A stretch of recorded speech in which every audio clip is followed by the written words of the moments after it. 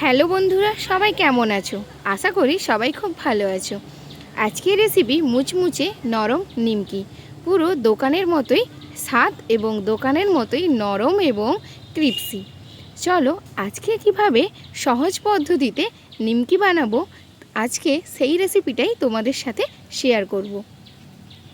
তো বন্ধুরা, তোমরা সবাই দেখছো my style my choice, your new cooking destination.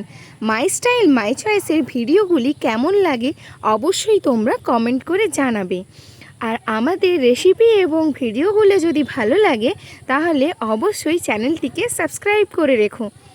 চলো আজকে এই নরম ক্রিপসি নিমকি কীভাবে বানানো হয় সেই উপকরণগুলো দেখে নিই।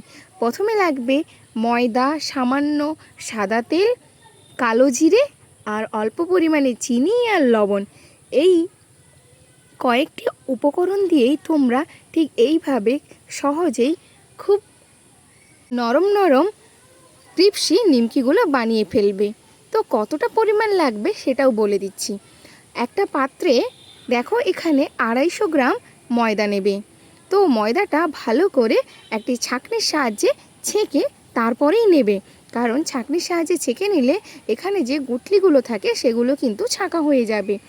এরপরে নেবে 250 গ্রাম ময়দার সাথে 150 গ্রাম কর্নফ্লাওয়ার নিলে এটি খুবই ক্রিপসি হয়। এরপরে দেবে অল্প পরিমাণ লবণ এবং চিনি, তার সাথে দেবে কালো জিরে এবং সাদা তেল। ভালো করে এইগুলোকে মিশিয়ে নেবে হাত দিয়ে, যেন একটাও গুটলি না থাকে।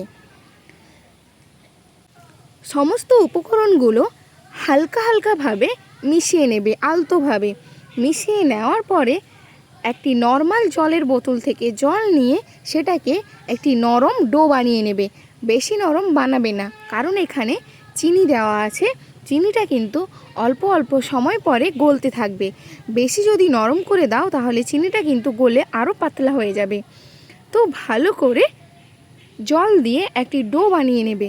ডোটিকে 1 ঘন্টা মতো রেস্ট দিয়ে দিবে। রেস্টে দিলে যে চিনিটা থাকে সেটাও ভালো করে গলে যাবে। ঘন্টা পরে গোল গোল করে এভাবে দুটো ভাগ করে নেবে। ভাগ করে নেওয়ার পরে ভালো করে ডোগুলোকে ছোট ছোট করে কেটে নেবে। খুব বেশি বড় নয়, আবার খুব বেশি ছোট নয়, মিডিয়াম সাইজে গোল গোল করে কেটে নেবে।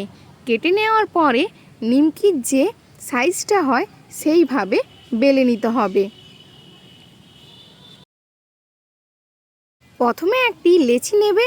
লেচি নেওয়ার পরে সেটিকে গোল করে সুন্দর করে একটু ময়দা দিয়ে বেলে নেবে। বেলে নেওয়ার পরে আলতোভাবে 4 কোণা মুড়ে দেবে। আর তোমরা যদি ভালো করে চেপে চেপে ওই ধারগুলো একটু মুড়ে দাও খুব ভালো হবে। না হলে এই বেলনির সাহায্যে একটু করে চেপে দেবে, যাতে এটা যখন তেলে ভাজা হবে খুলে না যায়। তো দেখো এইভাবে আমার অনেকগুলোই নিমকি বেলা কমপ্লিট হয়ে গেছে। এবার পালা ভাজার।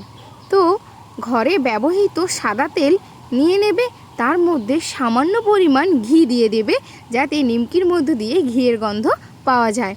এরপরে নিমকিগুলোকে দিয়ে দেবে। দেওয়ার পরে দেখবে কি সুন্দর ফুলে উঠবে। তার সাথে যে 4টে ভাঁজ রয়েছে সেই ভাঁজগুলো দেখা যাবে। এভাবেই নরম নরম ক্রিপসি নিমকি বানিয়ে ফেলতে পারবে।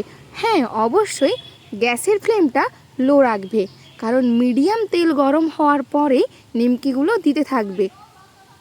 তাহলে খুব আস্তে আস্তে পুরোটা ভাজা হবে। না হলে যদি তেল খুব হিট থাকে তাহলে উপরগুলো লাল হয়ে যাবে, ভেতরটা কিন্তু ভাজা হবে না। তখন কিন্তু খুবই সমস্যায় পড়ে যাবে।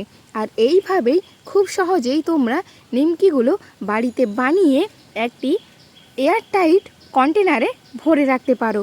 প্রায় 1 মাসের মতো নিমকিগুলো খুবই নরম এবং ক্রিপসি থাকবে। তো সন্ধেবেলা টিফিনের সাথে নিমকি এবং চা যদি টিভি দেখতে দেখতে খাওয়া হয় তাহলে খুব ভালো লাগে। তো আজকে নিমকির রেসিপি তোমাদের কেমন লাগলো অবশ্যই তোমরা কমেন্ট করে জানাবে। যদি রেসিপিটি ভালো লাগে বন্ধুদের সাথে শেয়ার করে দিও, আর একটি লাইক এবং কমেন্ট করে দিও। থ্যাংক ইউ সবাইকে মাই স্টাইল মাই চয়েসে পক্ষ থেকে। দেখা হবে পরবর্তী কোনো রেসিপিতে। ততক্ষণ তোমরা ভালো থেকো, সুস্থ থেকো এবং আমি আশা করছি এতক্ষণ ভিডিওটি দেখার পরে তোমরা নিশ্চয়ই মাই স্টাইল মাই চয়েস এই চ্যানেলটিকে অবশ্যই সাবস্ক্রাইব করে নিয়েছো। তো থ্যাংক ইউ সবাইকে আরও একবার।